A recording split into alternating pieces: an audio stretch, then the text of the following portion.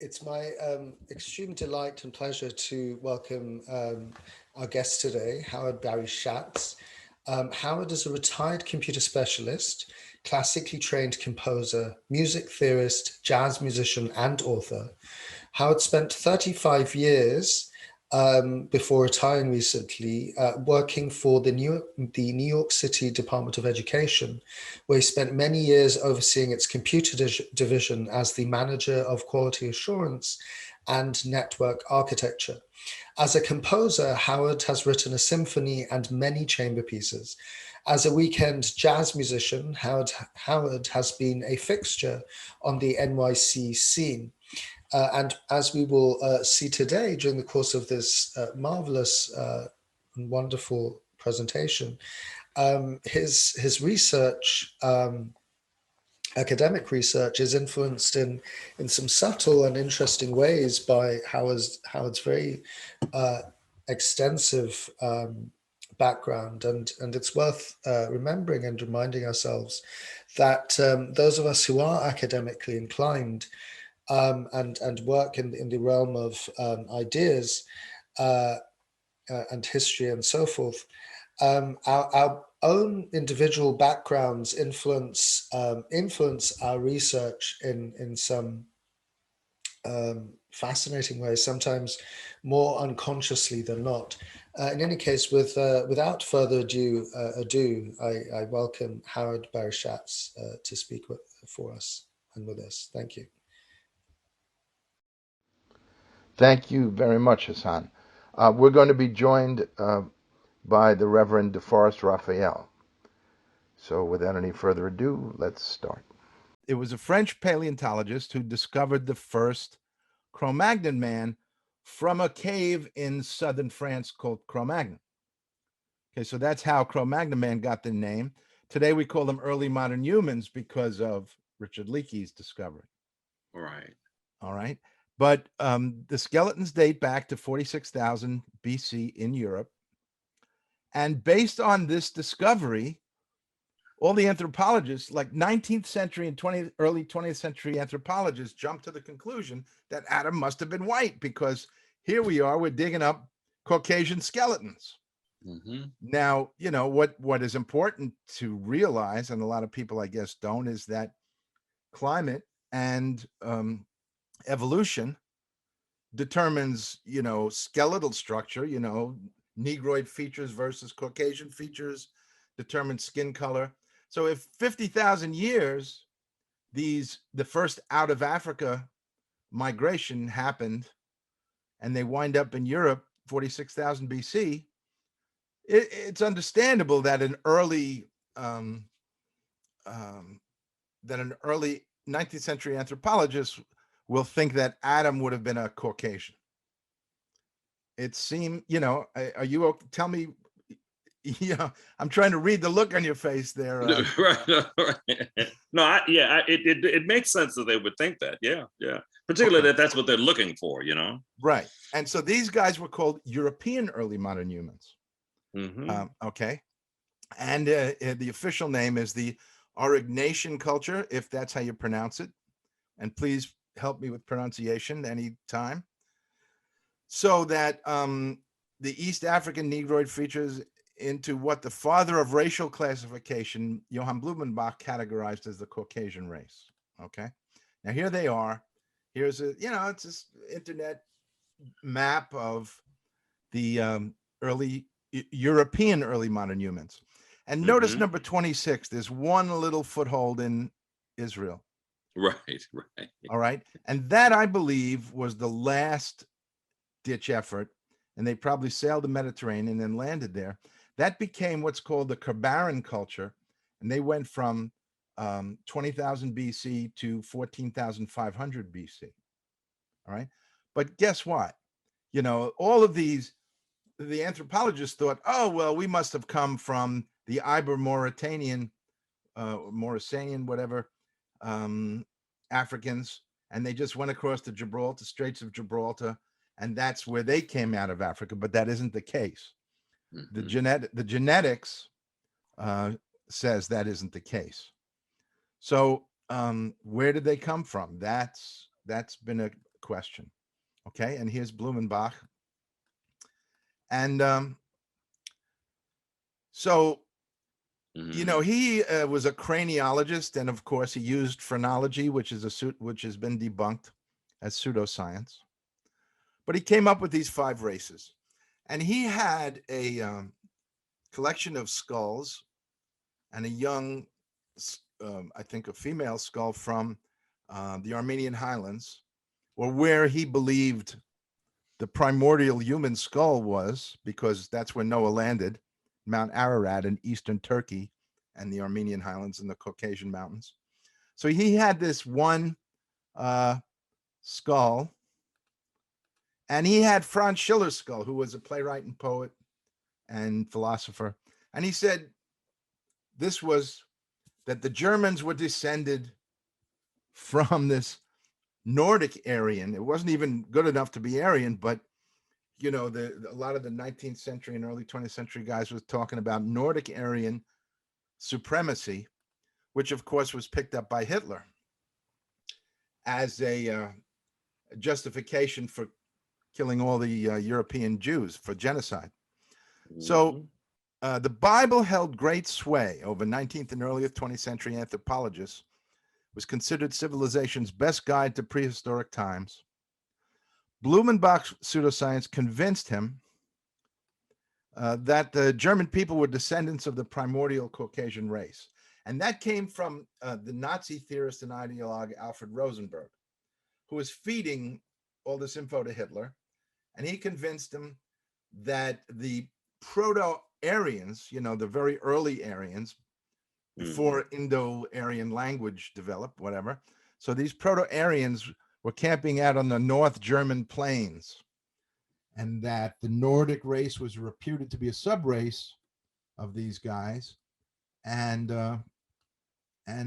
so that, you know, basically what he was saying was, what happened here? I think you jumped one, right? Yeah, he was saying that that the Germans were descendants of them, and that these Nordic Aryans were the master race, right? So we all know how that got twisted.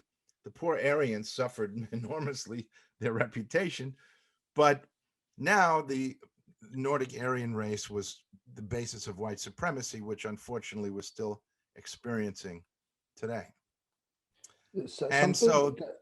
Could I just interject very, very briefly? Yeah. And maybe this is a larger discussion.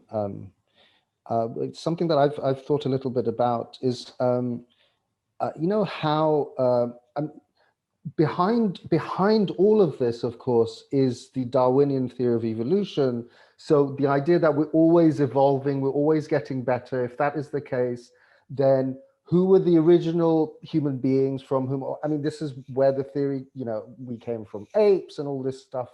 So, right. So what I'm very interested in, and this is, I think, a much larger question, is thinking about the theory of evolution itself, because it's a framework through which then we start to make sense. I mean, you know, historically in the West, Europeans, and then that gets exported everywhere else. That's the framework through which everything gets measured, right? So right. if there's an idea that we're always getting better, and if the we in this equation, I don't see it that way, but I don't think we're always getting better. But no, go on. History clearly isn't right. showing that to be the case. If we're literally destroying ourselves, I'm sorry, we're clearly not getting better. The bloodiest century in all of human history. In fact, more people were killed in the 20th century than all the previous centuries combined. Is that a sign of progress? I'm not sure that it is, but it's a narrative that constantly gets drummed into us, right? And so if the assumption is we're always getting better, we in this equation being white Europeans, and we, the white Europeans, represent the pinnacle of human achievement, self-proclaimed, then clearly there are other people who are inferior to us, and who are those other people? So let's classify people accordingly, and so I think this is a huge problem, and yeah. You know, anyway, not to go on and on about this, but because that assumption, Hassan, I think is kind of baked into the it's baked into the academic cake, if you will. I mean, it's kind of like one of these assumptions that goes almost unquestioned, unchallenged, because it's very much like, we've talked a little bit about this, Howard, you and I have talked about this, the notion of the zero-sum game, that any advancement by somebody else is at your expense. And I mean, and you can hear it being discussed without actually being called what it is, let alone being identified as a false doctrine, a doctrine that has wiggled its way into the way we make assumptions about who's going to get what and who costs, rather than suggesting that, if you're going to have more people share the pie, then maybe what you need to do is to make a bigger pie. There's a possibility of having a larger pie, and then you can do something about distribution. But if the assumption is that every time somebody else takes a step forward, that ipso facto means I've got to take a step back. That's kind of baked into the cake, and it's very, very difficult unless it's actually called out for what it is. And some of the stuff that you're doing, Howard, and Hassan, what you just mentioned, is a part of that process, because it forces us, and this is going to be difficult for people because they make these assumptions without having to actually, they've been handed a set of assumptions that they don't question, they don't even have the language to question it. And then when it is questioned, it becomes a part of a huge fight that people don't really want to engage in. They dismiss you even before you've had an opportunity to say what you're saying. Right, exactly. So if people are hearing me, if people hear me say, well, the Darwinian theory of evolution as an idea, it's a lens through which we're making sense of things. Like if people hear me even say that, I'd be like, oh my God, so you're anti-science? What I am actually is pro-human, and at the end of the day, it's a lens amongst many lenses for trying to make sense of the world, and it's a story, right? I mean, as human beings, we are story creating creatures, right? It's through stories that we make sense of the world, like paradigms, to use sort of philosophical language. And what I'm interested in asking and examining is how, excuse me, how helpful has the story been as far as the wider human project? How destructive has the story been? And this story has been extremely destructive for people, Black and brown people. It's been pure destruction. So I'm sorry, if this story is, anyway, not to go on and on about this, but yeah. Well, I just wanted to say that these guys, the American Association of Anthropologists, seconds the motion. They finally got around to saying that the belief in races as natural aspects of human biology, the structures of inequality that emerge from such beliefs, are among the most damaging elements in the human experience, okay, both today and in the past. What I hope to do, you talked about being baked in the cake. I hope to make it an upside down cake. You talk about a paradigm. I'd like to flip the paradigm on its head. Not that the motive wasn't there first.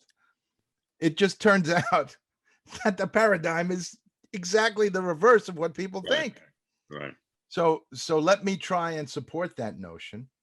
And I think it addresses much of your concerns, Hassan. And so let's just go on from here. The guy who I got a phone call from when my mentor died, there were two partners,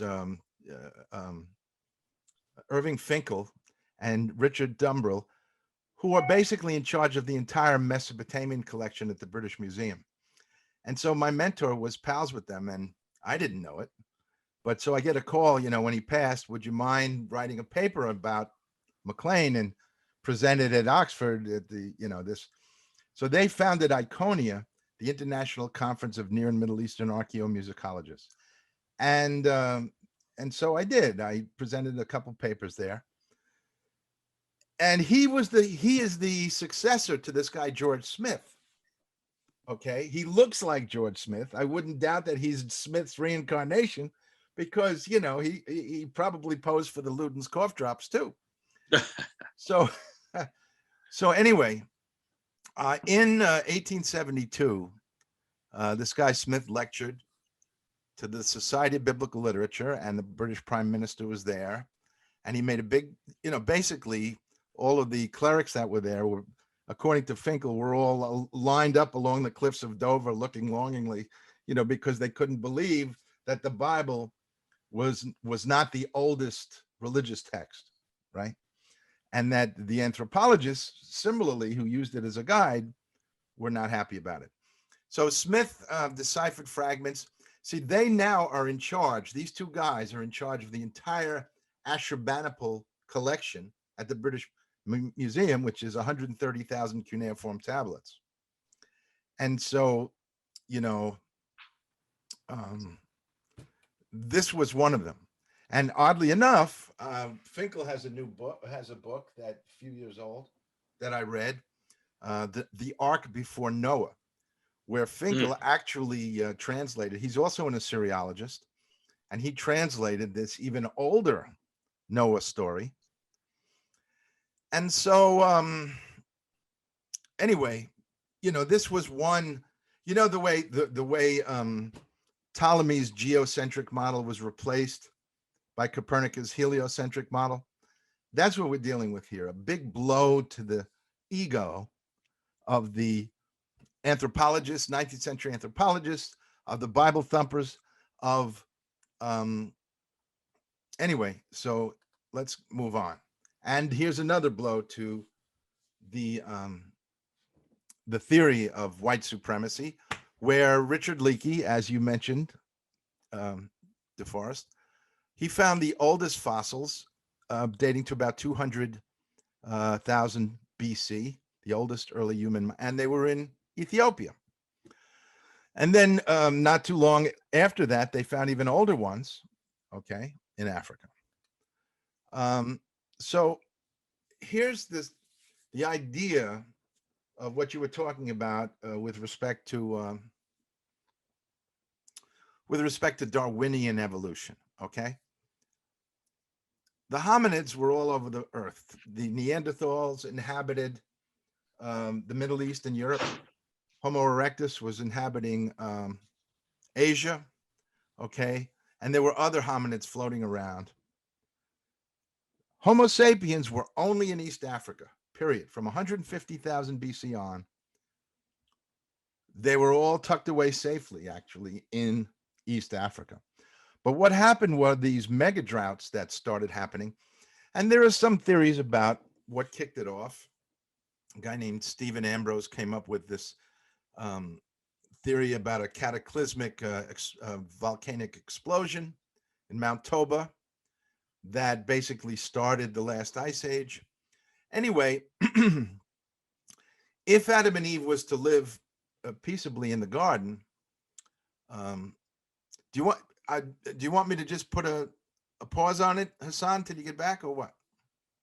No? Okay. So I'm here. So I just grabbed my mic. Okay. So between 150,000 to 70,000 years ago, they had the opportunity to maybe live in this heavenly garden. Okay, but then when these mega droughts started and started killing all life and tropical vegetation, that was the impetus for the first out of Africa migration. Okay.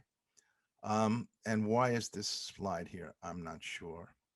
Oh, because I talked about the possibility of Eden. All right. So now, if we were to start with the biblical story and then add a multidisciplinary sort of all the different facets of science that can look at that story, we can get a kind of a different perspective. Okay. So one of the first things we would want to do is locate the Garden of Eden. So, let's see, presuming that this didn't flow in my mind too logically just now, but here we're jumping from, geology and anthropology. Okay, so they could have possibly lived in this Garden of Eden. So let's find it. There have been many theories about it. It's in Turkey, the Armenian highlands.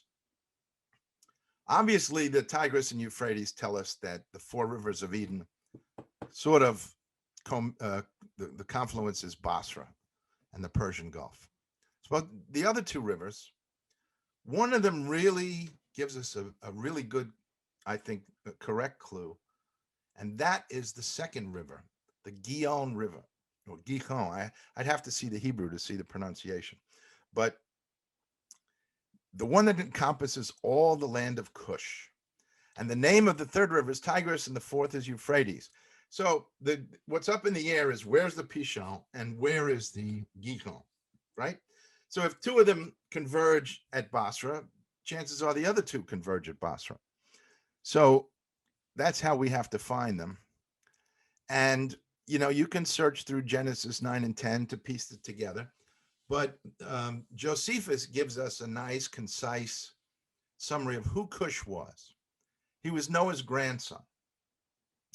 And remember, when Noah landed, he's supposed to repopulate the earth from the Armenian Islands, from Mount Ararat, which is really eastern Turkey, I believe, in the Caucasus. And here's Josephus. For of the four sons of Ham, time has not at all heard the name of Cush for the Ethiopians, over whom he reigned, are even at this day, both by themselves and by all men in Asia, called Cushites. So, and as it turns out, there is Ethiopian legend that the Gihon River, they've always identified with the Abel River, which is the Blue Nile, which encircles the former kingdom of Gajam, a province in Ethiopia. And the other thing is, okay, well, let me go back to this. Okay. The other thing is, you know, if Eden is all the way down in Africa where it encircles the whole land of Cush, how does it get all the way to Basra? That is some kind of circuitous route. And in fact, that's what I think happens. The headwaters of the Blue Nile was Eden, I believe. And I'll show you more proof of that. Lake Tana is the headwaters of the Blue Nile. In the Khartoum in Sudan, it meets the Nile, goes up through Egypt, and there are two wadis, the Wadi Baramayan Hammamet. And Hans Winkler, the other guy that Rosenberg was pushing to Hitler, found Aryan drawings on the cliffs there, right, including swastikas. So those wadis, which used to be rivers, you know, because the rain belt moved south, I don't know, about 3,500 BC, if I'm not mistaken. But anyway, it was more lush in Egypt. And so the wadis empty into the Red Sea. And there, I believe it's either at Mecca or just north of Mecca, there is this, where, I mean, this geologist drew this map where it comes out at Mecca. But I think actually the Wadi Rim, I forget, and I can't see it, Rima. Anyway, the Wadi al-Batan goes all the way to Basra. And there's this connecting, satellite photos have shown that there are underground rivers in Saudi Arabia. So basically what we're saying is this. It looks something like this. And here's Eden at Lake Tana. And the circuitous route going around the land of Cush travels up goes down the Blue Nile to Khartoum in Sudan, up the Nile, hangs a right at the Wadi Baramayan or Hammamet, and it doesn't travel along the land here. It just goes into the Red Sea, over to Mecca or north of Mecca, and over to Basra. This is the Gihon River. The Pishon River, I believe, and I'm not sure, and if there is ever a fantastic place for the imagination to think of Eden, it's certainly the headwaters of the Blue Nile. I mean, if you just look up, you know, Lake Tana, the pictures are amazing. Here's the Pishon River, all right, from just south of Basra. Howard, can I stop you for a quick second? You can. Yeah, can you go back to the, because I want to ask a question about the route of the river.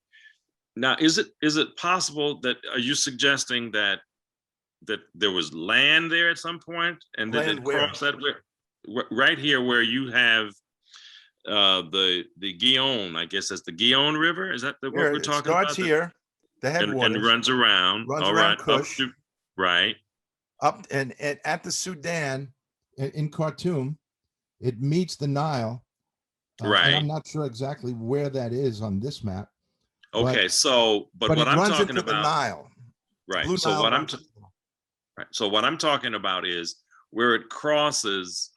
That looks like the Red. Is that the Red Sea? Is that the Red That is Sea? the Red Sea, yes. Now, does it cross there It's the into the Sinai Peninsula? Not Sinai Peninsula, but into that is the Sinai Peninsula. right. No, that's over here. This is the Arabian Peninsula. The Arabian Peninsula. It's So Saudi Arabia. Does it cross that? Is that what you're suggesting? Are you No, suggesting? well, what I'm saying is that the Red Sea is a sea. It's not a Right. river. So you Right. can cross the Red Sea anywhere and travel down the Red Sea. Okay. Or So, up the but Red Sea. does that still remain the Gihon River once it enters into the Arabian Peninsula? That's my question. Yes. Okay. So now, is No, it traveling in that traveling like that, or is it possible that it's? Well, Yeah, the rivers travel from highlands. So right, Pishon exactly. starts in the Zagros Mountains in the Okay. fresh waters and goes down into the sea. The Gihon starts in fresh waters and goes wherever it goes. Some are Right. tributaries. Right. But, Okay. but I have to redraw this a little bit better, I think, because this part is confusing to me. Where it just goes into the Red Sea and then heads right across to Mecca. You're not going to do to maybe echo. If I just to echo some of maybe DeForest's questions, so it does look, I mean, to the untrained, at least in my case, that it looks funny that the river's traveling upwards, but then it occurred to me to think, well, this is just how the maps have been put together, especially historically, putting Europe up on the top, like when we look at the world map. Europe up on top, and so we have the global north and global south. That creates this mental image that Europe is above, and and the rest of the world is below. Mind. No, I know. Yeah. No, but so if we were to just flip the map over, psychologically, it looks as though the river's traveling upwards. I don't know if that was something you're getting at. No, yeah, I mean, not at all. yeah, right. I mean, because I know that the reason, I know that the reason that the Nile River is one of the few rivers in the world that runs from south to north is because the south is the highlands. So it's a higher altitude, and so the river is actually running down, but it runs down because the highlands are in the south and the lowlands are in the north, and so the Ethiopian highlands are about the size of France. Okay, and that it is very high until you get to the Red Sea hills, which are over here along the Red Sea. Okay. All right. I might try to redraw this a little better, but the idea is that Eden's here, Gihon River, and then you go all the way to here to get to the Pishon, which goes up the Zagros Mountains. The Pishon became, I believe, the Karun River, and there is the Des River is a tributary right here. And this, I believe, was the Pishon, because the initial migration of the Aryans into the river valley during the Ubaid period, 5400 BC, because don't forget, Iran is the land of the Aryans. Etymologically, the word Aryan develops into Iran, into Persian Iran, and so this is where they came from. Shusha was a Neolithic settlement from 7000 BC. Now, this is where it gets a little tricky with rabbis, because Shusha is Elam's daughter, and Elam was Shem's son, and Shem was Noah's son. So these are supposed to be Semitic peoples. But the fact that Shusha was settled 7000 BC, And the first Semitic tribes to leave Africa didn't leave until 4100 BC. There's no way that Noah was a Semite, or for that matter, Shem, even though Shem is supposed to be the beginnings of the Semitic people.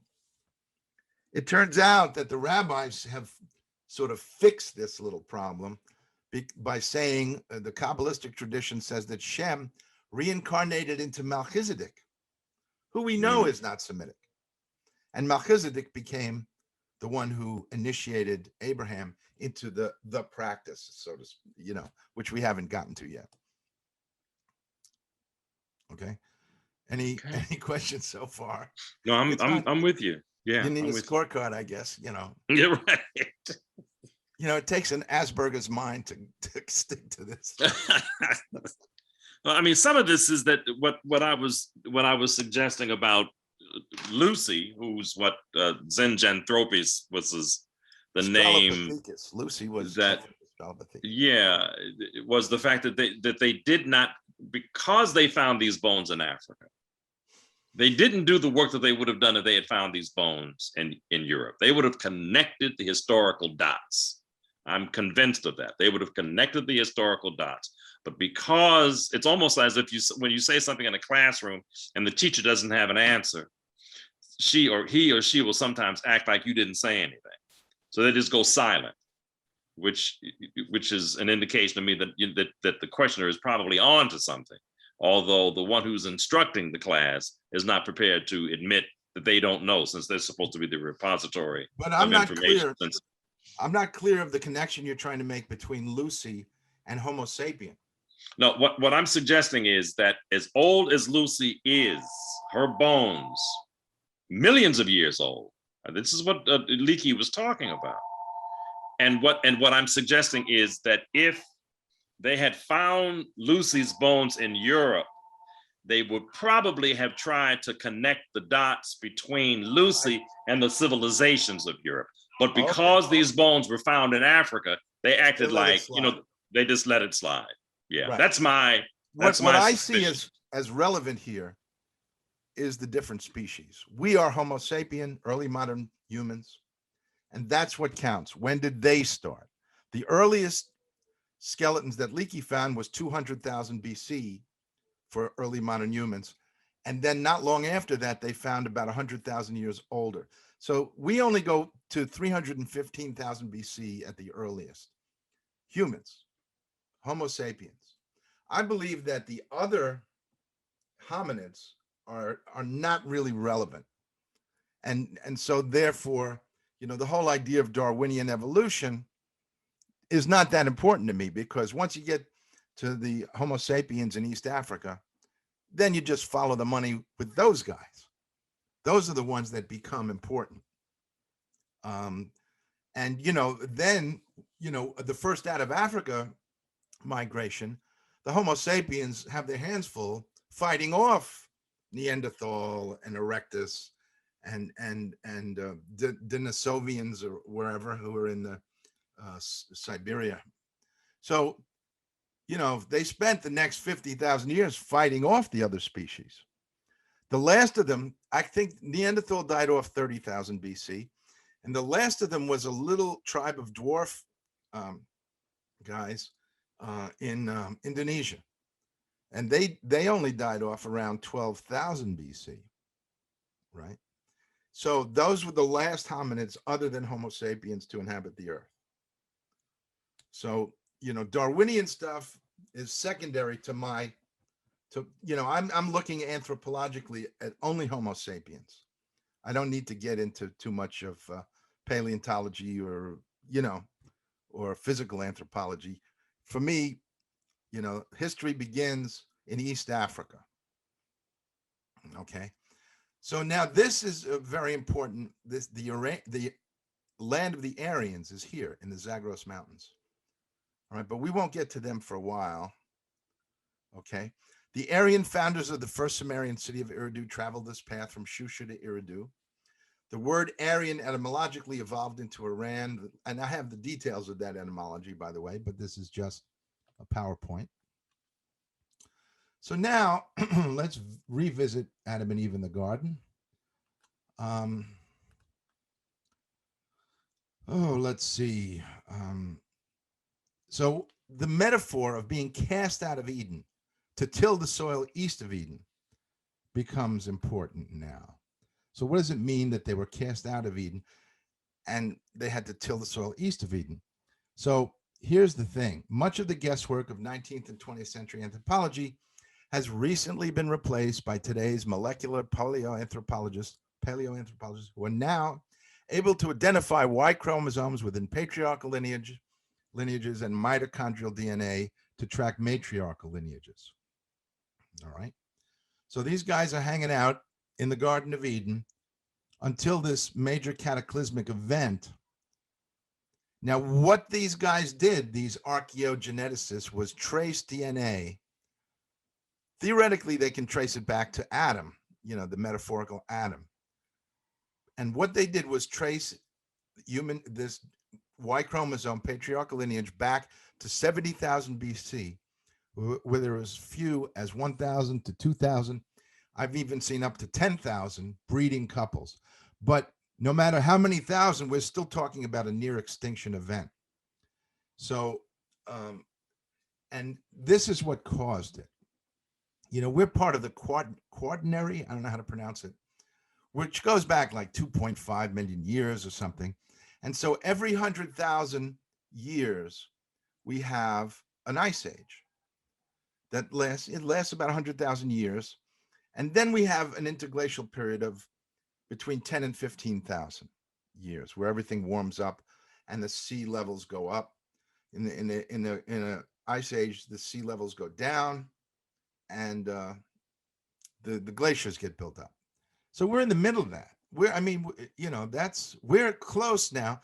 Now we're starting, and the glaciers are starting to melt big time, and seas are going to go up, as they've been predicting. Climate's going to get screwier, and so this is called Heinrich events, and episodically throughout the last glacial cycle led to abrupt changes in climate that may have rendered large parts of Northeast and West Africa unsuitable for hominid occupation, thus compelling early Homo sapiens to migrate out of Africa.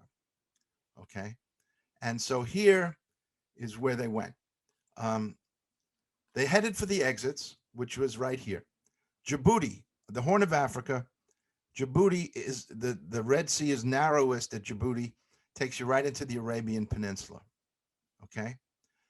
That is that's the Adam and Eve and the serpent get cast out of Eden around 70,000 BC.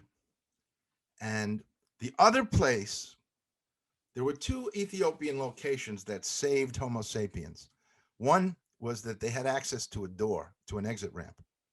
The second was the East African hills and the East African highlands and the Ethiopian highlands. Those were the only two possibilities for survival. And so there's all sorts of documentation about when, but the consensus is 70,000 BC that they headed for the hills and the exit ramp. Okay. Because the lowlands was a disaster. The vegetation and life was all dying. So when they were cast out, God sent them to till the soil east of Eden. So if we look immediately to the west of that point, we will find the Garden of Eden. Anthropologists tell us that the first out of Africa would have been Djibouti. Okay. Now, what happened was when they went into out of Africa, here's East Africa, Homo sapiens, right? They leave, 100,000, but they exit around 70,000, and they go in two directions, which isn't really well documented by this diagram. But the southern dispersal route, they go along Yemen, through Iran, through India, into Southeast Asia, Indonesia, and they wind up in Australia 45,000 BC. The other group hangs a left in Yemen and travels along the Red Sea. Okay. And they don't stop in the Middle East. They go through Syria and Turkey and Greece, and they wind up in Europe. They don't stop because Neanderthals have settled all of the Middle East and Europe. And in this case, you're dealing with Homo erectus in Asia. So they were fighting. Here's where Darwinian survival comes in. They were fighting against competing hominid groups.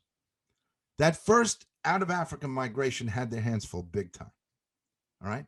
The ones who had it cushy, so to speak, were the Cushites because they hung out in the Ethiopian highlands. Now, I just want to point out, here's Djibouti, and here's the two paths. And notice, due east of Eden, due east, not even a degree off. Okay. And so Muslim tradition, there's the legend of the Kaaba where Adam and Eve, that was their first dwelling. So on the way to Israel, by the way, they settle in Mecca. And so that becomes the Kaaba, according to Arab legend. And, later on, it fell into disrepair, and God and Ishmael were commanded to rebuild it. And there's, the Station of Abraham, where allegedly the footprints of him supervising. But an archaeologist at Oxford told me, no, that's where he ascended. And there's other places like that with footprints where they ascend. Forgive me, my phone. I don't answer the phone. Just let it ring. Okay, so here is what my point was, that there are only two spots. They had to head to the Ethiopian highlands, the Bale Mountains included, and it's pretty harsh up there, and the East African mountains. Okay, these two spots. If you wanted to survive, you either left Africa or you hung out in the highlands. So they had two big problems about being in the highlands: warmth and food. They were eating rats when they got there. And so how do they solve to survive? They had to find a better food source, and they had to find a way to stay warm. All right. Forget hunter-gathering. I mean, in the highlands, I guess there weren't many gazelles floating around, or things that could, cover them as clothes. Anyway, they did find a solution, and that saved humanity. The fact that they actually were, their ingenuity enabled them to survive in those conditions. Now, there's another homeland we can talk about, the Proto-Afro-Asiatic Homeland. Now, Proto-Afro-Asiatic is the new term for a language group. It's the fourth biggest language group, 500 million speakers today. But that's the new term for Hamido-Semitic, right? Named after Noah's grandsons Ham and Shem. But what happened was recently they've refined it so that it isn't just, the children of Noah and their children, right? But Afroasiatic now includes 6 branches, including Cushitic, Semitic, Egyptian, Berber, Chadic, and Amadic. And here you see, down here in the Horn of Africa, is all Ethiopian Cushites. Now, Cushitic didn't really develop. Cushitic was the first to develop, but it didn't really develop, according to one of the experts in this area, on ancient African civilizations, Christopher Eret. He says that Cushitic developed between 16,000 and 11,000 BC. Okay. But, all of this brown in the Middle East and in Saudi Arabia and all, and North Africa, that's Semitic. That happened later. Okay. Egyptian was also another language that was really exclusive to Egypt. That happened later. Egyptian is not shown on this particular breakdown, but the others are Chadic, Cushitic, Amadic, right? And the big ones are Cushitic and Semitic, all right? And Egyptian is really just in Egypt. So, but there was this Afro-Asiatic homeland, right? Which was, guess what, in the Ethiopian highlands. Now, this idea that it moved north 7,500 years ago, let me explain what was driving that. Those two things that let's see if I address it directly. Okay, here we go. The Afro-Asiatic founders of Neolithic farming. Remember I said these are the founders of civilization? Well, these guys found a way to survive. They found a food technology that became the economic engine for the Neolithic, for the entire Neolithic period around the world, but it started in Africa, right? Probably during the last glacial max. Actually, they probably had to find a way to eat very early. If they migrated 70,000 BC to the highlands, you know, they ditched the rats pretty quickly after that. And what it was during this time, the forests retreated, and what took its place were called montane grasses, Montane. At the bottom of the little tube was a grain. So they would take this grain and collect them, and then they would grind them. They developed tools to grind them into flour, and they made it into dough, which they then baked as flatbreads. The fact that they could add carbs to their diet changed the entire ball game for the world. All right. Of course, they were still under wraps in Africa, but that was what would later drive the entire Neolithic revolution. Okay. Here we see the Ethiopian discovery of wild grain collecting technology became a game changer for the world, eventually led to a far-flung spread of the culture, ideas, and languages of the Afro-Asiatic peoples who had pioneered that kind of economy. Wild grain collecting became the economic engine that greatly expanded everything I just told you, which led to the migration out of Africa 15,000 BC. Why was it good to migrate out of Africa 15,000 BC? All the hominids were dead, all the competing hominids. The last bunch of little hominids were tiny little people in Indonesia. They didn't know or care about them, right? They could have probably taken them, you know, anyway. So the point is, the Afro-Asiatic Ethiopians went out of Africa. They followed Adam's path. They followed in the footsteps across the Djibouti Red Sea into the Arabian Peninsula. And they didn't head toward Australia. They hung a left turn and followed the Red Sea up to Israel. And that's where they settled. 14,500 BC, they wind up in Israel. Okay. Now, the other thing they needed was warmth. Now, I realize that this might be a stretch for some people, but not for me. I've been reading books on Dzogchen for years. And the Dalai Lama says the highest masters in the world are Dzogchen masters. And I actually happen to know one. You know, I teach Sonic theology for the past 7 years. And one of the other teachers is one of the last he is the last in the lineage of Dzogchen masters.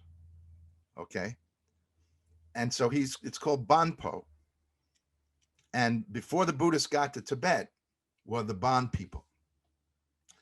And they practice something called Tumo, which I've been doing for years, by the way. And it's supposed to, you know, I can personally tell you that my life changed. My IQ went way the hell up. And just from personal experience, my whole character, I became more giving as a person. I mean, it was transformational. I was. Did you ever see the movie Groundhog Day when Dan Aykroyd? Who was the guy? Do you remember? Yeah, I mean, it wasn't Dan Aykroyd. It was No. The other what's guy. this guy's name? Yeah, I know who Bill you're Murray. talking about. It was Bill Murray. Bill Murray. Bill right. Murray in if you've never seen it, Groundhog Day, Hassan, he goes from a complete asshole. Yeah, I've seen it. It's a brilliant movie. Yeah, it's and and guess who? The monks were advising on the movie, and he was transformed into into Rodin as an artist. No, who did the famous sculptor is Rodin. Rodin, yeah. And he became a wonderful jazz musician and all this stuff. So his soul was evolving in front of us. Every day it looked like the same, but he was evolving. And that's what Tumo does. And most people don't meditate that way.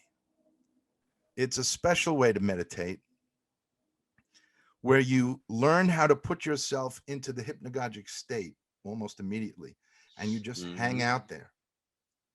And the Dzogchen masters achieve what's called the rainbow body, where their disciples lock them up when they're ready to die. Their disciples lock them up in a tent, and they're not allowed to come in for a week. And what they see are rainbows over the tent. And when they come in, like if they were bad and they went in before the time, their master would have shrunk to 3 feet. And if they wait the full week, all they get are hair and nails as relics. Okay. And so there are people who, I don't know if Kenpo can actually attest personally to have known a rainbow, a body, somebody who achieved the rainbow body, but he can tell me stories, and I never asked him, but I would like to study with him at some point. And the guy who hired me is one of the few people, probably the only American to ever get a teaching in Poa, and one of the 6 yogas of Naropa, but it's also a Bonpo practice where you hang out. They hung out in cemeteries and waited for a fresh dead body. And when the old tenant vacates, they jump in. And so Mitch Nur, who is a PhD who runs this school that I teach in, he actually, has been in the Himalayas and hung out and has gotten this initiation from Kenpo. Anyway, so the thing is that they famously meditate in the Himalayan snows with little shmatas, and they melt the snow around them. So it's supposed to raise body temperature, and I don't doubt that it does. And there have been, Harvard studies and blah, blah. So I realize if any place is going to need a literature review, it'll be here, to attest to the idea that this miraculous meditation practice, number one, raises body temperature, so it saved humanity. Number two, it increases IQ by as much as 23%. And number three, it grows their noggins. That Sarah Lazar says, observing changes in brain with respect to neuroplasticity of long-term meditators under magnetic MRIs, she has demonstrated meditation can actually change the size of key regions of our brain. So it grows the brain, it makes us more empathetic, compassionate, resilient. So I can attest to a lot of this personally, but as far as growing the size of the brain, only my wife says I have a big head. But, I just mentioned that, some more. If I could mention in relation to what you just described, Howard, there's, have you heard of someone called Wim Hof? He's, I forget where he's from originally, but he has a very interesting history. He has been actually mainstreamizing a lot of some of these techniques with his own flavor. So he, I think he stumbled upon them himself. He became homeless at one point. He lost his wife, committed suicide, had a very tough life story. And he was forced to discover some of these practices because it was a question of survival. And he's called the Iceman. He's a really interesting guy, really worth checking out. He has the most number of the highest number of Guinness World Records, Guinness Book of World Records. With one person, he holds them. And some of these include literally sitting in ice, in laboratory conditions, in places like, I think, whether Stanford or Princeton, in ice for 80 minutes. And his core temperature didn't change from 37 degrees. And then people are like, well, you know, you're just a freak of nature. That's why you're able to do this. And he said, no, give me some people that I can train. And then he's trained them. And not only this, to your point about it becoming a necessary practice, right? So they also injected him with, I forget what it is now, some pretty hardcore bacteria, and with no effects, right? Usually everyone they injected with that stuff before would develop illnesses, and he overcame it. And he's like, I can train people to do exactly the same thing. And it's primarily breath related, and also cold exposure. So he literally just over 4 days, he trains people, and he's really quite well known at this point. He has like millions Wim Hof, of I got him. Wim Hof, exactly, he has millions of followers online and things like that. And he's like done crazy things like crossing the Himalayas with zero oxygen and in shorts, and he can train people to do the same thing. So and his point is, we are actually far more capable than we have been led to believe. I do not doubt that. Right? I do not doubt that. Yeah, I mean, you know, we're aghast at people like Edgar Cayce, who could levitate, which is more like a trick. I'd like to see that. Than anything. Yeah. I mean, but if these things, if you can overcome with the power of the mind, if the mind can be used to overcome external forces, injecting someone with all kinds of bacteria, and then having the body be able have the immune system so attuned that it goes straight to whatever it is that is this thing and kills it, or at least renders it unharmful. When you can do the kinds of things, Howard, that you're talking about, how are these folks going to be able to survive in the dead of winter? This capacity, this ability is far. We use not even 20% of our brain's capacity. I mean, they've been able to measure that, so that yeah, there's untold amount of things that we might be able to do. If we would allow for that possibility, but because we are so, we're just, the word is ignorant. I mean, just a kind of ignorance, a pathological ignorance. Well, and also I really believe the modern educational system makes us like insists on our being ignorant and knowing only a very small sliver of all that there is to know. Right. And anything that's outside of that is not only unthinkable, but even if we try to venture into those realms, it's like, oh, this is wishy-washy.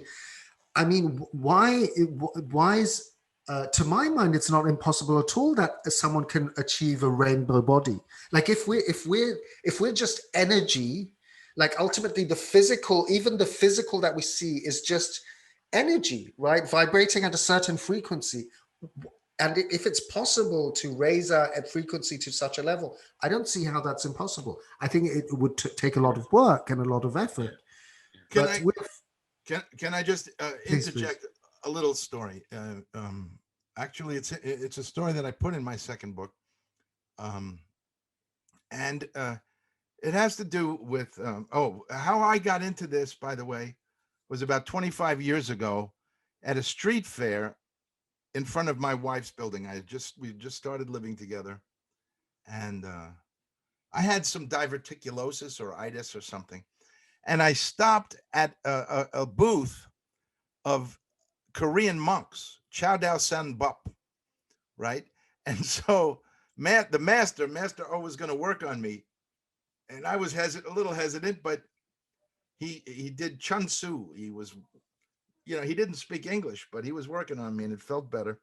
So one of the girls who spoke English came and said, you should join us on the West Side. So for the next 2 years, I actually every week went over there and did asanas and meditation with them.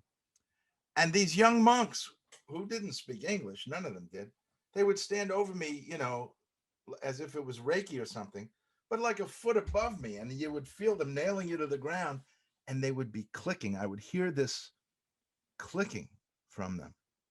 And so, I read up on those guys and on a lot. I had always been doing this intellectual pursuit, but it became personal then. All right.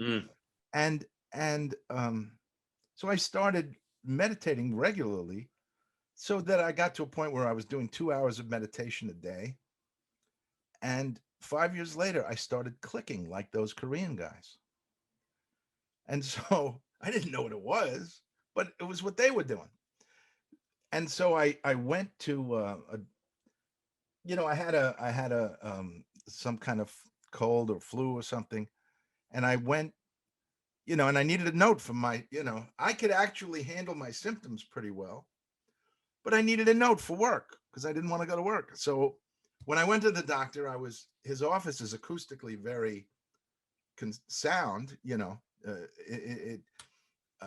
very muffled. And so when he came in, he heard me clicking because I was meditating. And he says, "What's that?" And I said, "I don't know. You're the doctor. You tell me. Is it reflux?" I asked. Is it post-nasal drip? No. He said, "Well, he wants me to, he doesn't know what it is, but he wants me to go to Dr. Springyon. He went to Harvard. He knows everything." So I went to this other doctor, and so he asks me, "Why are you here?" And I said, "Well, Dr. Gertis wanted me to click for you." And so I did. And he said, "Let me see your watch," because he thought it was my watch. So, it didn't make any sounds. And so he said, "Do you mind if I take a look?" So he got a scope and shoved it down my throat. And he said, "Can you click now?" So I did. I started clicking. And then he said, "Can you stop it?" So I stopped it. "Can you start it?" So he had me stop and stop like 3 times. And he said, "You made my day." So I said, "That's great. You want to share it with me?" He said, "Well, this usually only happens when you have a brain lesion or epilepsy." I said, "Oh, that's just peachy." Right. Give me some good news, Doc. Yeah. He said, "Is there ever any time where it happens to healthy people?" He said, "Yes, when you're falling asleep." So I said, "You mean it's hypnagogic?" He said, "Yes. In fact, it's called hypnagogic myoclonus. But in your case, it's palatal myoclonus. When you enter the hypnagogic state, your soft palate spasms, causing a clicking sound." Okay. So now I realized, like the light bulb went off, that the whole idea of tumo is flaming and dripping. And the dripping sounds like Rice Krispies, or it sounds like dripping. And so the whole notion of baptism, there's baptism by water, a true baptism of the Spirit. There is soma juice, the bodhicitta substance melts and drips down the central channel. So all of the cultures have, Abraham called it snow, so they have the idea of the central channel and, white appearance, red increase when it hits the genitals, and they meet in the heart drop of Dharmakaya, So this was, I was realizing, this dripping sound became the foundation of a lot of folklore within religion. Howard, can I ask you for a 15-second, 30-second break? I'm going to have to sign off here. I'll sign on my own Zoom account because Veronica's got some stuff to do. I'll be right back, guys. No problem.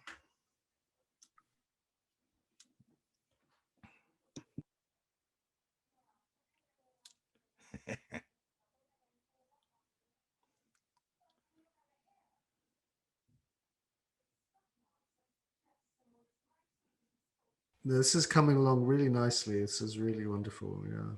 Oh, good. There he is. Okay, I'm back. All right, cool. So I realized that, there's a lot of implications, especially for a Christian, where the word Christos in Greek means anointed one, which Yes. comes from the Hebrew Mashiach, which means Messiah or anointed one. Okay. And so what I'm suggesting to you is that there isn't one Son of God. It's just a skill set. When Christ walked out with his heavenly body, by the way, liberated heavenly body, on the water to Peter, and then Peter took a few steps. If this wasn't something you could teach, then Win Hung or whatever his name is couldn't teach it either. But it is something you can teach. And and I learned it. And now I get lazy about it. But guess what? This is what drives me every day, to come up with thoughts. It's like, this is what opens the window to the other side. This is where creativity is born, where intelligence. And so if there are spirits on the other side, and believe me, I don't even want to go into those stories with you guys, this is the way you get to them. Yeah, well, quite frankly, I'm interested in all of that. Right. For a number of different reasons, because I know that there's so much more information available than we will sometimes allow ourselves to absorb. Yeah, I mean, just your discussion about the 7 branches of or the 7 tenets of a liberal arts education. That by itself, for me, I don't think I've ever mentioned that to Hassan. I don't know if he's read it in something. The quadrivium and the trivium. Yes. Yeah. Okay. Sorry, go ahead. Yeah. No, I'm just that. I mean, there's all kinds of information out there, knowledge. That I understand that what people want to do is they snatch. It's like we're the proverbial 5 blind men around an elephant. Each assuming that what they've got in their hands is all that there is to hold, but they've only got a piece of it.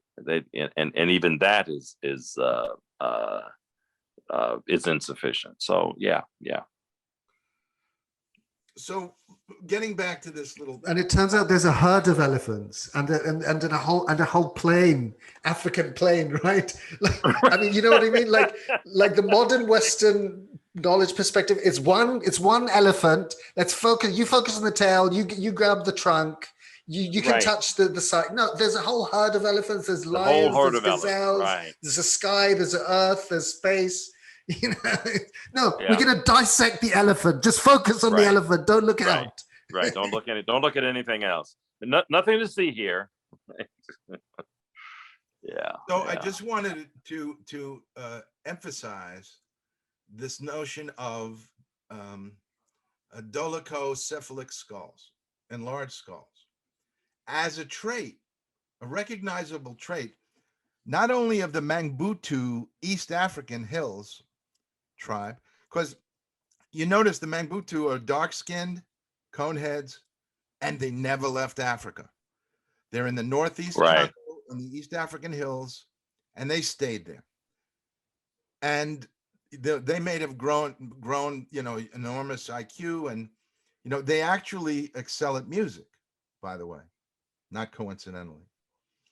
But they stayed to themselves, so they didn't teach civilization much or anything. But the other Ethiopian group that took their show on the road, and the skulls that they found, there's all sorts of evidence that these coneheads founded Sumer, they founded Egypt, and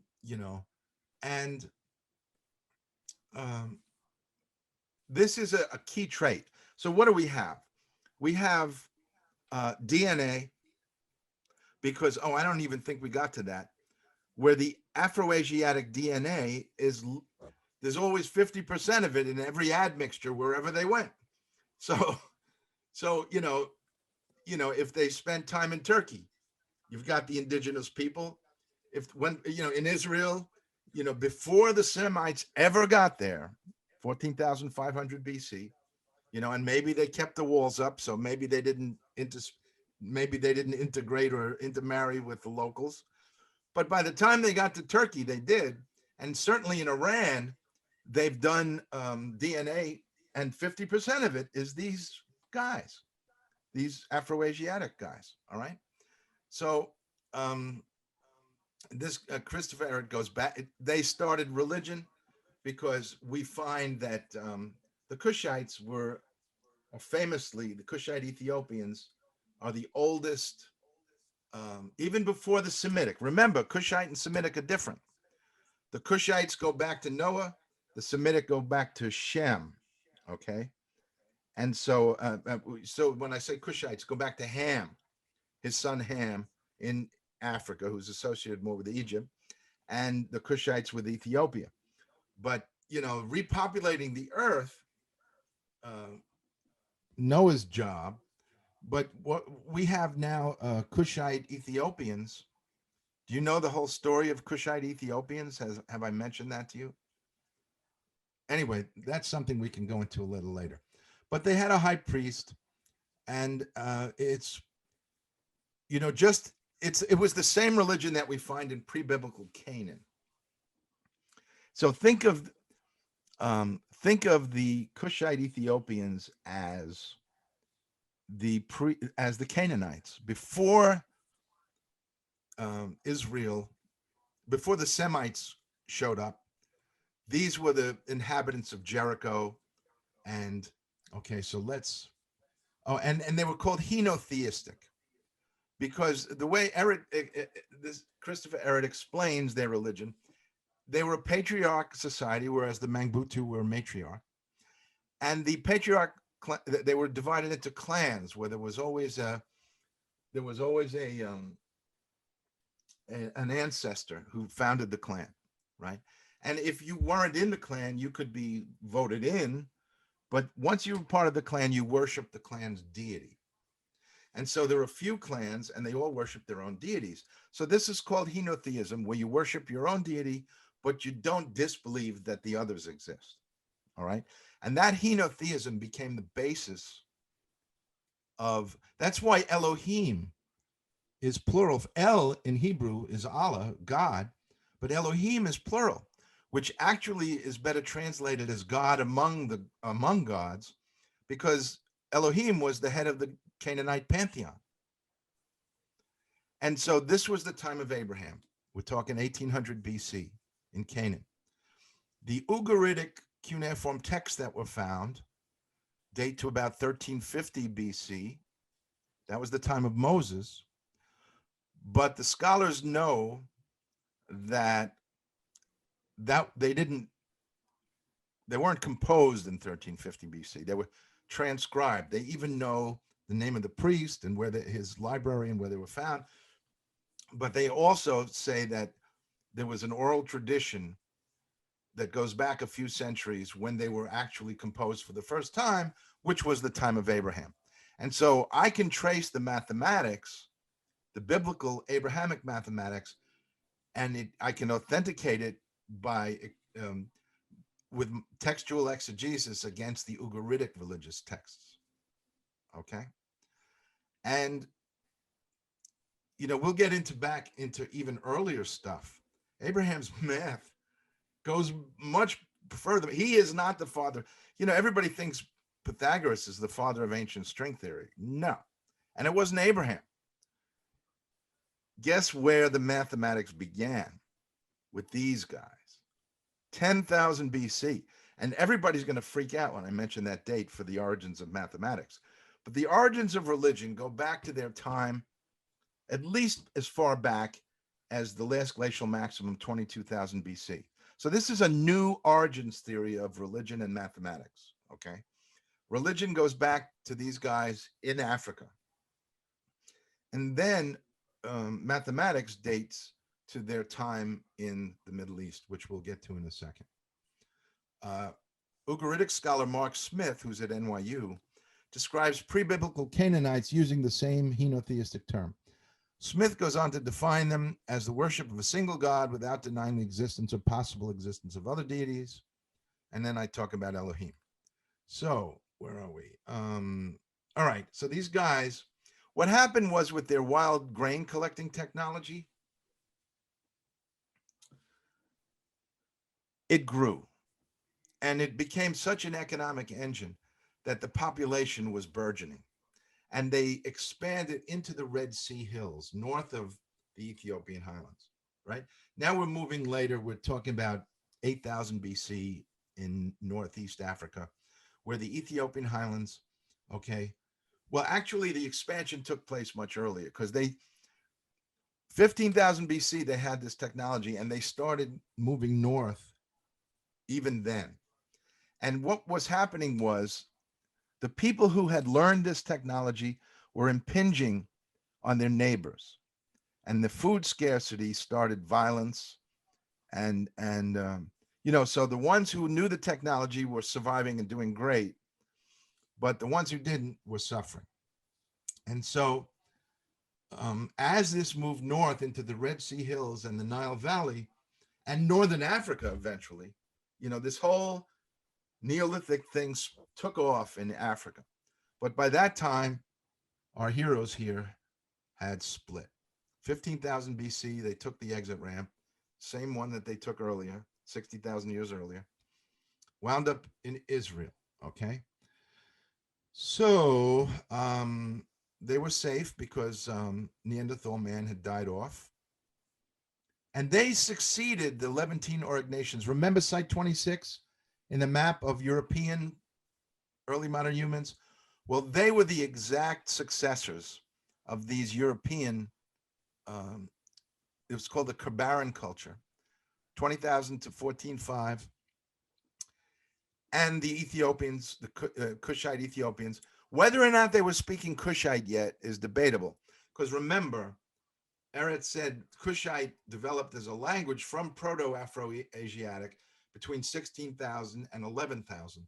So it is possible they were speaking Cushitic, but they might have still been speaking Proto-Afro-Asiatic, which is, before the six branches developed, there was some other language, that preceded all those branches. So we don't know if they were speaking Cushitic yet, but it's the same guys. And here's their first venture into Israel. Well, what happened was the first woman to teach at Oxford, Dorothy Garrod, was an archaeologist who named them Natufians. From Garrod's perspective, the Natufians appeared out of nowhere. Radiocarbon dating places them, between 11,500 and 9,500. The consensus is 14.5. Now, interestingly enough, the Graham Hancock book that I wrote, he is just in awe of the Natufians. He actually doesn't even call them Natufians, but he's saying these are the guys that started farming, and he doesn't really even use their proper name, which is Natufian, nor does he realize that they come from, Ethiopian highlands. But he is, waxing poetic about these guys because they were really important to civilization. And here's their early Natufian, late Natufian, they made it up to Abe Harara. This was southern Turkey. This was their main hangout. So they started, the Harafians made it into the desert. Then they moved north, further north into Turkey, okay? Let's see. Oh, they talked about the idea of good and evil. All of this stuff is, preceded any of the Semitic monotheism, and it actually preceded Canaanite henotheism. But it basically was Canaanite henotheism. It came over looking like that and landed in Canaan, pre-Semitic Canaan. The Natufians were the first inhabitants of Canaan. Within the Bible, the first 6 generations from Adam all died, as one might expect. However, Genesis conspicuously replaces Enoch's death with his apparent discovery of eternal life, because Enoch didn't die. He walked with God. This guy died this 7 generations later, the first holy man. Enoch didn't die.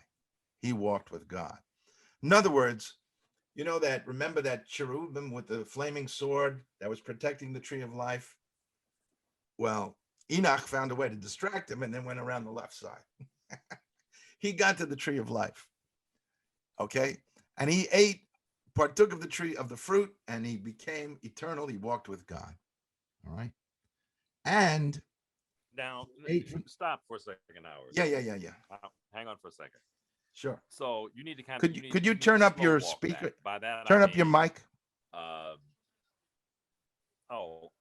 Just a little. You know, is this better? A little. Is that better? A little, yeah. Can you hear me better? Yeah, I can. You're a little on the quiet side, DeForest. Yeah. You know, that's because what I've done is to change my. Oh, because you're on the phone, yeah. Yes, I switched. I'm on my phone now. Yeah. All right, just speak close to the mic, and you'll be all right. Is this better? Yeah, that is better. Yeah. Mm-hmm. Okay. So what I'm saying is, I'll need you to kind of slow walk that. By that I mean, because this is a key moment here. Yeah. That angel that is placed at the entrance to keep others, because the fear was, and this is all in this marvelous story of this creation story, and the, if you will, the expulsion, right? Mm-hmm. The fear was because the question that God asks Adam in the story is, who told you you were naked? Right. I mean, you know, we can go back and forth about God being all-knowing, and so he knew before he asked Adam what the question, that question. But however the story unfolds, DeForest, you're still quite quiet, actually. Oh, so you're quite. Would you mind maybe grabbing your headphones? Because it's a little distant sounding still. Yeah, let me. Thank you. That. Sorry. Okay, hang on. No worries. Yeah. By the way, Howard, how are we doing for time? Like, do you think? I mean, I'll have to go and say half an hour. Do you think we'll be able to wrap up in half an hour? Oh well, I don't have a schedule, so you just tell me. Okay, so like if we aim to maybe finish it in 25 to 30 minutes. Okay. I don't think I'll be through this PowerPoint, but whenever you want. We may do another one because there's so much material. It may make sense to maybe do 2, like in 2. Whatever you like. Yeah, because Can you hear me better now? Much better. Okay, all right. Because it's a key moment, because the fear is that if these people are allowed to eat of the tree of eternal life, they will become like gods. All right. Here is a huge problem, and you're right putting your finger on this spot, because this has to be understood, and I believe Christianity took a left turn. Okay. Like one of us, to quote. And this is by that I mean, now this is in the Hebrew text. This is the Old Testament text, right? That's where this comes from. He spoke, speaking with the angels. He would become like one of us. Okay. Right. Speaking to the angels, right? So God doesn't want Adam, who's this sinner, who knew he was naked because he took a bite out of the tree of knowledge of good and evil. Right. That's why he knew he was naked. Right. Mm-hmm. He didn't want them going, Adam and Eve and the serpent going near the tree of life, because that was special. Okay. There's a whole different mathematics to the tree of life. Okay. All right. And realize that there was a holy man. Enoch, 7 generations means something. Just as 10 numbers produce 7 tones. That 7th spot, just as Moses was the 7th generation from Abraham, that 7th spot is holy. All right. Just as the Sabbath is all the energies of the 6 weekdays, when you lay tefillin, pour their energies into the Sabbath. That transcendent Sabbath is holy. So Enoch had access, you know. However he got access, we don't go into. Right. But I can go into all of the mathematical structure underneath it all, if you like. That's a whole nother. Right. Okay. Okay. All right. So the idea was that I mean, that's a key point. And when you're talking, when you're that, you know, I mean, to that, because that's one of those key points in the text that we know well, and that's the only reason that a moment to kind of draw them back into the story in a way that will show them these road signs, if you will, these little signs along the way. That would be an important pause point to be able to say, hey, listen, let me kind of walk you through this a little bit so that you can understand. All right. Well, I didn't get to Christianity's left turn. We're saying about that. Go ahead. I'm sorry. No, it's okay. I didn't get to Christianity's left turn yet. No, okay. So everything, we're still kosher, so to speak. Everything's good. And here we go with that left turn. The Nephilim as holy men. You know about the Nephilim, I imagine, right? Now, the Hebrew... the giants in the land. Well, so-called, you know, the translations vary. And even the rabbis are hesitant to use the proper translation, which is sons of God. B'nai Elohim. Okay? So the rabbis don't want to say that these guys were sons of God, because in the very next sentence, it says that they, you know, could take any of the women they wanted and they have kids with them, and, you know, and God wasn't thrilled, because even if they were sons of God, they were of the flesh. Right. Right. But if Christianity was listening carefully, there would have been no need for the First Ecumenical Council, because the nature of God and man were conjoined in Christ in equal measure, where he was a son of God, not the son of God, but a son of God. Right. If you look at Hebrews, it talks about the eternal priesthood and the order of Melchizedek. And yeah, okay, Christ was the first one in centuries, but he wasn't the first. He might have been the last, or perhaps Muhammad was the seal of the prophets. Okay, the point is, he wasn't the only one. Right. You know, and this idea of sons of God. And Jesus hints at this. He hints at this. He hints at this in this moment when he tells his disciples in John, all these things that I do, you will do, and even greater things than these will you do, because I go to the Father. Love it. That's great. But, you know, people get whatever they want in their head, and it stays there. You know what I mean? So the rabbis, if they had any guts, would actually translate it sons of God, rather than heroes of old, mighty men, sons of nobles is another great translation, so that it aligns with the Aryan translation from the Sanskrit, noblemen, right? So realize that these heroes of old, mighty men, were Natufians, Aryans, pre-Sumerians, Harappans. You know, 50% of their genes say they were the same guy. You know, that they were the sons of God, and they just, you know, spread their seed. So they were also of the flesh, right? I mean, you know, they talk about Christ and Mary Magdalene being of the flesh a little bit too, which is fine. You know, that's fine. But, you know, to say that, you know, like Athanasius said, he's a pure avatar, you know, he's just divine. There's no human, you know. Arius was a bum because he brought in the idea that you could, you know, you could, through practice or through works, you could become deified. Well, you know what? You needed this inner fire practice to become deified. And nobody wants to say that Christ needed a practice to be God, you know. or Son of God, which is more accurate. But the Gospel of John Right. suggests that God created Yahweh as Christ. Christ was the Word incarnate, implying that Yahweh was Christ himself, and that Christ created everything. Because first Christ was created, in the Gospel of John it's implied, and then everything else was created from Christ. Well, baloney. Right?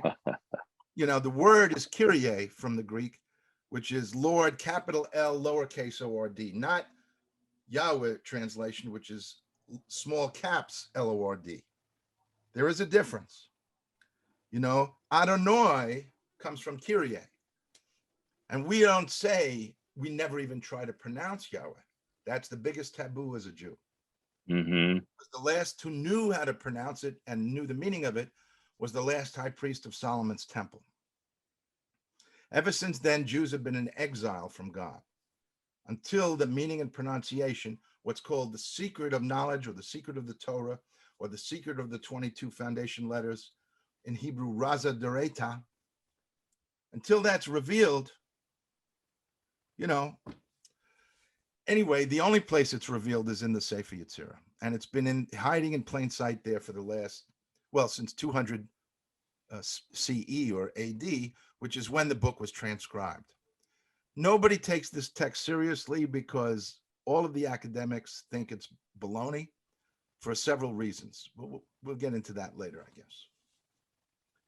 You know, first of all, nobody has ever been able to create a one-to-one correspondence or even remotely link the Sefer Yetzirah, the book of creation, to the Torah or the Hebrew Bible.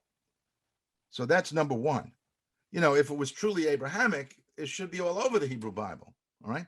Number two is it's written in a language, in a script, in a Semitic script that's 2,000 years too new. If Abraham wrote it, it would have been written in Proto-Canaanite or Proto-Sinaitic 1800 BC, which is like the time of Abraham, right? That's two. So you've got the link to the Bible against it. You've got the language against it. And number three is archaeologists have never found any archaeological evidence of Abraham's existence. So, well, you know what? Those are all, what's the word? Specious arguments, because You're right. Specious. They look true Yeah. on the surface, but I can refute them in a minute. All right? Because in order to make the link, and it isn't just a vague link, the Sefer Yetzirah is tightly coupled to the Bible once you translate it as a Babylonian base 60 mathematical treatise. Okay? Step one. Step two, it isn't the script that's important. This mathematics was part of an ancient, and I mean ancient, we're going to just begin to see how ancient, oral tradition. The mathematics goes way back before Joran Freeberg thinks mathematics ever went, you know. Much of Christian angelology and demonology has been seriously distorted by an apocryphal, non-canonized text. Actually, it's not apocryphal for the Cushites, which is beside the point, but by an apocryphal, non-canonized text known as the Book of Enoch, which describes the biblical Nephilim as fallen angels or watchers, so named for watching mortal women and then fathering demon children with them.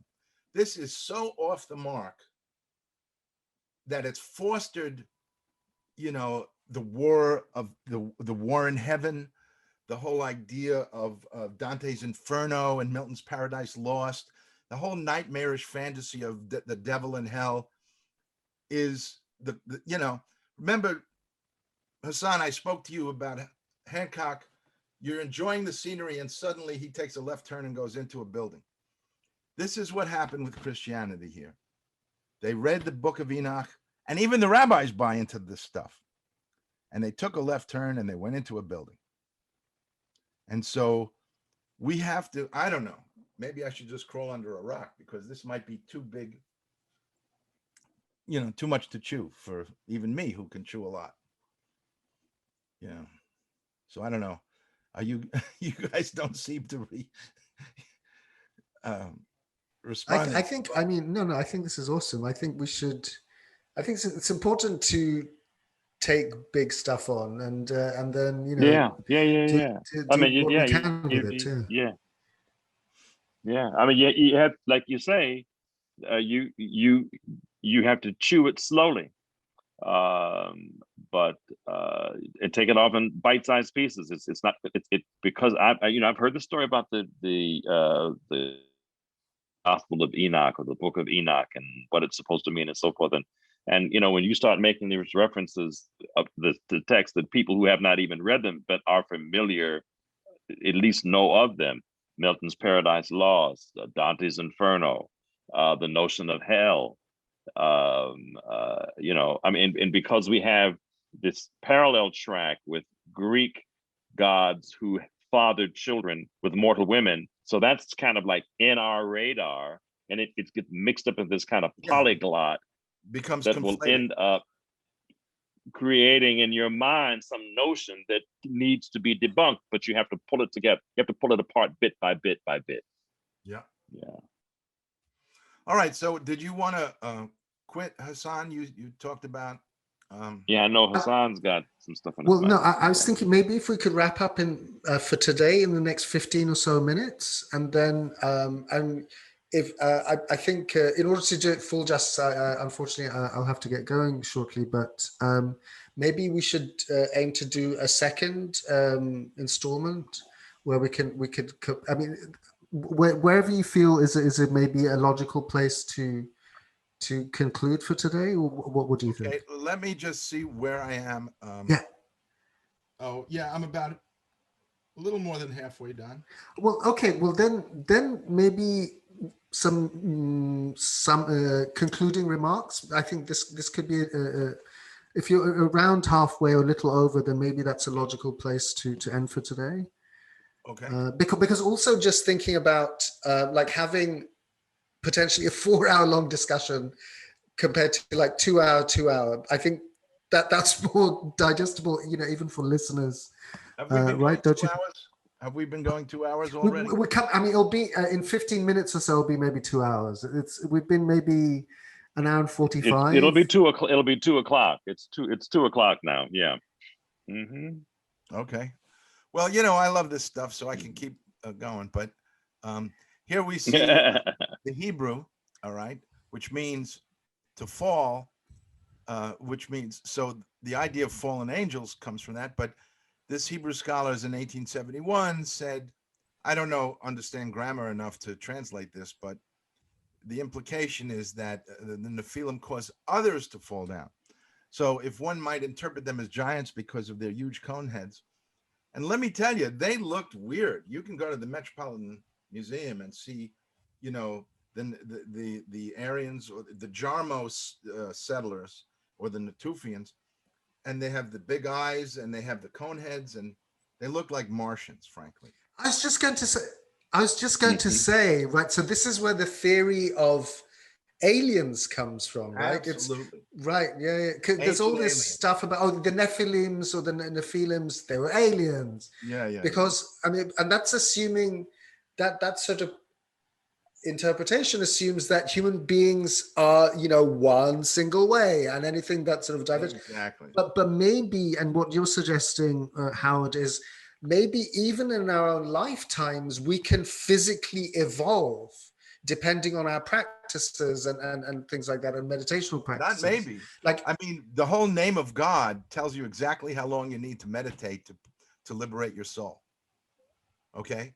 In Hebrew, the word Yahweh, the rabbis got it wrong because Hebrew letters are also numbers. And this is a good thing to end on. Hebrew letters are also numbers, right? So Yud He Vav He, the holiest name of God. Okay. Yahweh, Jehovah, those are transliterations. A Jew is not supposed to even try to pronounce this. In fact, when you spell it, you say Yud Ke Vav Ke to lower the vibration of the He, which is the breath of God, Ruach HaKodesh, the Holy Spirit. So you say Yud Ke Vav Ke to lower the vibration. You don't write it on a piece of paper because you got to throw the paper out. I mean, this is the notion of Yahweh, the meaning and pronunciation that's been lost. And in Hebrew, you add up the Hebrew letters are also numbers. So when you're saying the alphabet, you're also counting. And the letter, Hebrew letter Yud is 10. The Hebrew letter Hey is 5. And its Hey is the breath of God, right? Because it's, I don't know grammar enough to tell you what type of sound that is. But Vav is the Holy Ghost, so to speak, because it's the number 6. So Yud Hey Vav Hey, when you add up the numbers 10, 5, 6, 5, you get 26, but that is not the gematria, the Kabbalistic gematria of the holy name. Holy name is also called the Holy Tetragrammaton, the ineffable name, Hashem, the name. You refer to it indirectly, but 26 ain't it. All right. I don't even know if it's ever used or even important. What it is 10 to the 5th, 6 to the 5th, which the Bible itself attests to. When you multiply it out, you get 777,600,000. Okay? The entire book of Genesis is embroidered around this mathematics. So the story of Cain killing his brother Abel, right? Because God accepted his offering more than Cain's. God confronts him and says, "Oh, what'd you do?" So he was afraid of getting killed because of what he did. And so God put the mark of Cain on his head basically and said, you've got 7 generations to repent. 7 generations later, his relative, great grandson, whatever, Lamech, was hunting with his son Tubal Khan, and his vision was bad, and he shot him. He thought it was a deer. It was Cain, and he killed Cain. God confronts him and says, "Oh, what'd you do?" And Lamech says, "Well, I didn't mean it. I'm just got bad eyes." The children of Lamech are important, but the main ones that I would think interested the Freemasons would be Jubal and Jabal. Because one was the father of architecture and the other was the father of music. And the fact that they were brothers marries the two symbols so that architecture is made of sound. With respect to the pyramids, there's all of these pyramidic constructions that are based on Abrahamic mathematics that were taught to Bezalel, Moses's architect, who knew the secrets of construction, and he learned them basically from this lineage from Jubal and Jabal.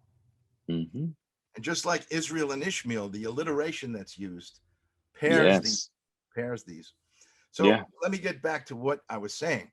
So Lamech, we'll ignore his sons for the time being. There was one other Lamech, and he was Noah's father. And he died at 777 years. 5 years, an angel's wing before the great flood. So he was a righteous man.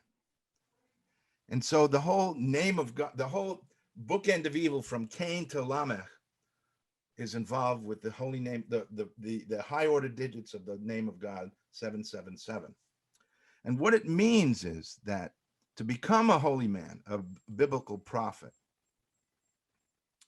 means that for every Sabbath, you need to do this special Sabbath prayer. Okay, you lay tefillin 6 days, weekdays, and then the Sabbath prayer, which integrates all of these energies. And you do that for 7 years, which is a sabbatical, the second 7.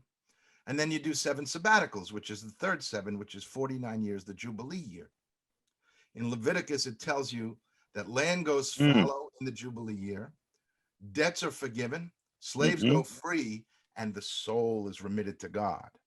It is not coincidence that Jacob, who was renamed Israel, lived till 147, which is 3 Jubilee years.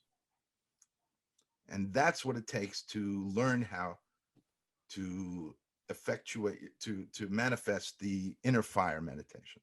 49 years. Anyway. Oh, I didn't even get to Exodus. I told you about Genesis. Exodus will be quick. What 777 is there for Moses, right? The next to inherit, the prophet, that spiritual leader of the Israel. And what was he leading? 600,000, the low order digits. There were 600,000 men that Moses led out of Egypt, not 600,001, all right? Because it didn't include women and children or whatever, but 600,000 men in Exodus. It tells you 777, 600,000. 600,000 were led out of Egypt by 777. And this is all metaphor for Israel being led out of captivity within Egypt is metaphor for Israel entering the promised land where the tree of life, entering the promised land of heaven, okay, through this practice, this secret practice of 777, inner fire meditation. So I'm all in for this. What's that? I said I am all in for this. So this 777, 600,000 is the holiest name of God, and the rabbis don't even know it. They don't know how to translate the gematria or the meaning or the pronunciation of God's holy name.